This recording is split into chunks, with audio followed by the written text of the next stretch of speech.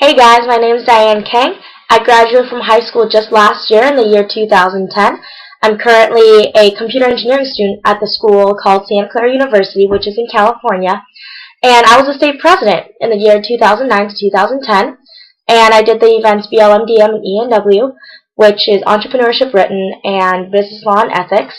I actually placed third for ENW in the year that I was state president, which was pretty awesome.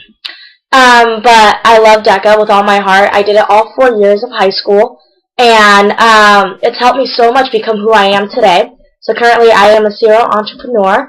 I've actually working on my 5th startup right now. My very first startup came about because of Deca and my amazing advisor. He was there to help me all throughout the steps of, actually incorporation, to how to market it, to a lot of the brainstorming process, and of course introducing me to a lot of investors that he personally had connections with, which was awesome because I got to kind of see what the process is for running a company. But I think the biggest thing that Deca has given me personally was just the entrepreneurship and the business mindset. Because what a lot of people don't understand is that life is so unexpected and things are always popping up left and right. And a lot of times we have to make decisions on the fly, especially decisions, that can alter how your company is going to go.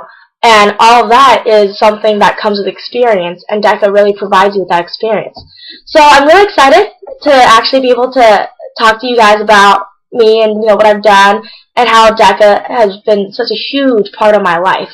So my very first company was a t-shirt screen printing and design company, and what I did was I made it very location based. I actually took on clients of all the different organizations at school. My school first had about 28 clubs plus the different organizations like different classes and like that all needed t-shirts. And the thing was, because I was able to put in such a large order, I was able to get really cost effective shirts. And at the time I really loved to draw, and so I was able to do all these designs. And I did that for a little bit. And then my second company had to do with market research. So what I realized was, all these people were paying tons of money to get market research on, the teenage trends. And so what I realized was, hey, why not have teenagers run the market research on, teenagers in the area? And so my second company was called SV Teen Trends. And what we did was we went and worked for small businesses to figure out if, their new product line would be appealing to their target market, which were the teenagers in Silicon Valley. And so I did that for a little bit, but, I had SATs and finals and extracurriculars. Yeah, I actually had a life, outside of academics and Deca. And so all that became really stressful. And one of the things you realize in business is everything, has an opportunity cost. If you focus more time in one area than another, you can't focus as much as you can on one specific sector. And so I was really focused on, getting good grades and focusing on my sports and definitely just, still having fun too in high school. And so that idea kind of died away after a couple months, but we did, work through that. We did have a couple clients, and it was actually a ton of fun because I did it with 2 other students who were also in Deca.